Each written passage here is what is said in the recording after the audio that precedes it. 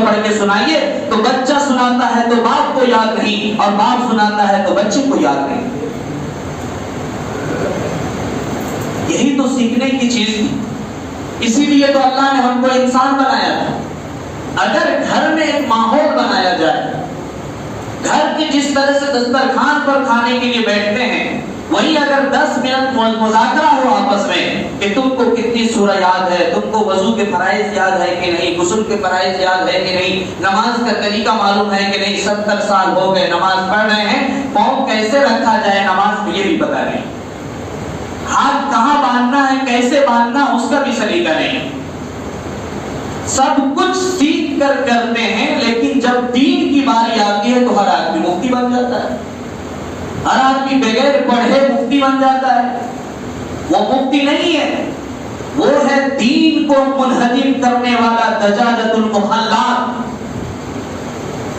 فقہ کی کتاب ہے، اس میں لکھا ہے الدجاجۃ المخلات، یعنی آپے سے باہر جو بھاگنے والی مرغی ہوتی ہے اس کا کوئی ٹھکانہ نہیں، وہی انسان ہے جو دین کی جانکاری رکھے بغیر دوسرے کو مسائل بتاتا ہے، دوسرے کو فتویٰ بتاتا ہے۔ اللہ کے نبی صلی اللہ علیہ وسلم نے فرمایا فَلْيَتَبَوَّأْ مَقْعَدَهُ مِنَ النَّارِ، بغیر جانکاری کے جو کسی کو بتاتا ہے یا دین میں آگے اور پیچھے کرتا ہے، اس کو چاہیے اپنا ٹھکانہ جہنم میں بنا، وہ اپنا ٹھکانہ جہنم میں بنا ہے۔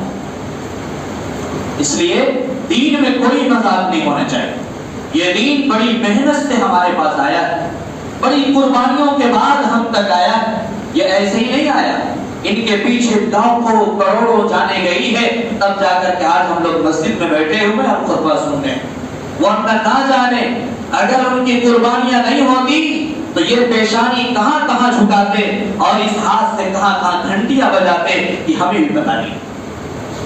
یہ اللہ کی بڑی نعمت ہے کہ اللہ نے ہمیں سوجھ بوجھ دیا، ہم تک ایمان پہنچایا، اس کی قدر کیجیے، اس کی قدر کیجیے، اور توازن کی زندگی جیجیے۔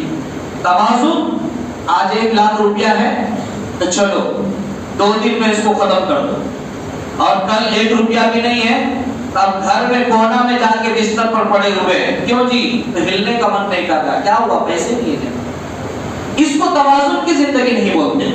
توازن کا مطلب ہوتا ہے کہ جس معیار کا، جس درجے کی صلاحیت آپ کو ہے، آپ اسی انداز سے جیئے، اس انداز سے جیئے کہ آپ کی زندگی میں کوئی خلل نہ پڑے، جتنی کیپیسٹی، جتنی صلاحیت ہے بس اسی صلاحیت سے آپ جیئے۔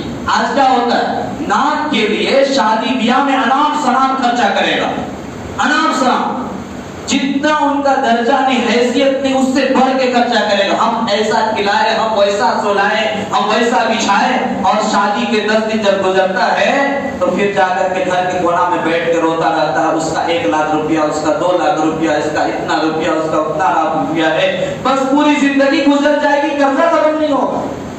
دکھانا ہے کہ نہیں مذہب کے اندر، اسلام کے اندر، اسلام میں دکھاوا نہیں ہے، ریاکاری کے لیے کوئی کام نہیں کیا جا سکتا ہے، اپنی معیار کے مطابق زندگی جیئے، کبھی شرمندگی کا آپ نہیں دیکھنی پڑے، کبھی بھی آپ کو پریشانی نہیں ہوگی۔ اس لیے ہاتھ پھیلانے سے تھوڑا بچا کیجیے، الید العلیٰ خیر من ید السفلیٰ، اوپر والے ہاتھ نیچے والے ہاتھ سے عمدہ ہوتا ہے، اچھا ہوتا ہے، اس لیے ہاتھ کو تھوڑا سا مضبوط کیجیے، تھوڑا سا ہاتھ کو مضبوط کیجیے، اور اللہ کے دربار میں ہاتھ پھیلائیے، اس کے خزانے میں کمی نہیں، اس کے خزانے میں کمی نہیں، اور وہ دینے پر کسی کو تانا بھی نہیں دیتا، وہ دینے پر کسی کو شرمندگی بھی نہیں دلاتا، وہ دینے پر کسی کے سامنے شکایت بھی نہیں کرتا ہے، اس لیے اس کے سامنے ہاتھ پھیلائیے اور محنت کیجیے، محنت کیجیے۔ فَإِذَا قُضِيَتِ الصَّلَاةُ فَانتَشِرُوا فِي الْأَرْضِ،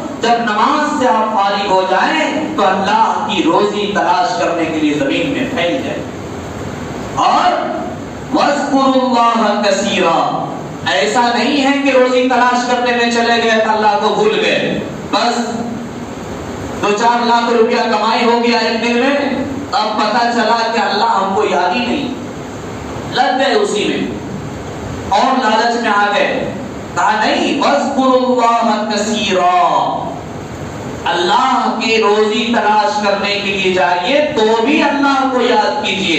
تو ایک طرف ہے نماز سے فارغ ہوئیے، فارغ ہونے کے بعد جا کر کے روزی تلاش کیجئے، اور روزی تلاش کرنے میں لگے رہیے تو بھی اللہ کو خوب یاد کیجئے، تو بھی اللہ کو خوب یاد کیجئے. روزی دینے والا مالک کون ہے؟ اللہ ہے، اللہ ہے. اور روزی تلاش کرنے کے لیے ساری مخلوق جاتی ہے، لیکن روزی کمانے کے لیے جو پیسے کے عوض میں ہوتا ہے وہ صرف انسان اور جنات جاتا ہے. باقی جو مخلوق ہے ان کو فری میں اللہ تعالیٰ عطا فرماتے ہیں، کیونکہ ان کا اعتماد اللہ کی ذات پر پورا ہے، ان کا اعتماد اللہ کی ذات پر پورا ہے. اور انسان جنات روزانہ پیسہ کی تلاش میں نکلتا ہے، کام کرتا ہے، سب کچھ کرتا ہے، لیکن انسانی کا پیٹ نہیں بھرتا ہے، کیونکہ اللہ پر سے اعتماد گھٹ رہا ہے. اللہ کے ذکر سے ہم الگ ہو رہے ہیں. یسبح للہ ما فی السماوات و ما فی الارض. روئے زمین پر، آسمان پر کوئی مخلوق ایسی نہیں ہے جو اللہ کو یاد نہیں کرتی ہے. اگر یاد نہیں کرتی ہے تو انسان یاد نہیں کرتا، اگر بھولتی ہے تو انسان اللہ کو بھول جاتی ہے. یاد رکھیے اس چھوٹی سی مختصر سی زندگی جو اللہ نے ہمیں عطا فرمایا، اس میں اگر اللہ کو بھول گئے تو کل قیامت کے دن اللہ تعالیٰ ہمیں بھول جائیں گے، کل اللہ ہمیں بھول جائیں گے. اللہ نے فرمایا بل تؤثرون الحیات الدنیا والآخرۃ خیر وابقیٰ. تم دنیا کی زندگی کو ترجیح دیتے ہو حالانکہ آخرت کی زندگی باقی رہنے والی ہے، ہمیشہ ہمیش کی زندگی ہے. اس لیے آخرت کی تلاش کرو، آخرت کے لیے جدوجہد کرو. پانچوں نماز کے بعد کم سے کم 10 مرتبہ استغفار اور 10 مرتبہ درود شریف پڑھ لیا کرو، اور اللہ کی یاد میں ہمیشہ لگے رہا کرو.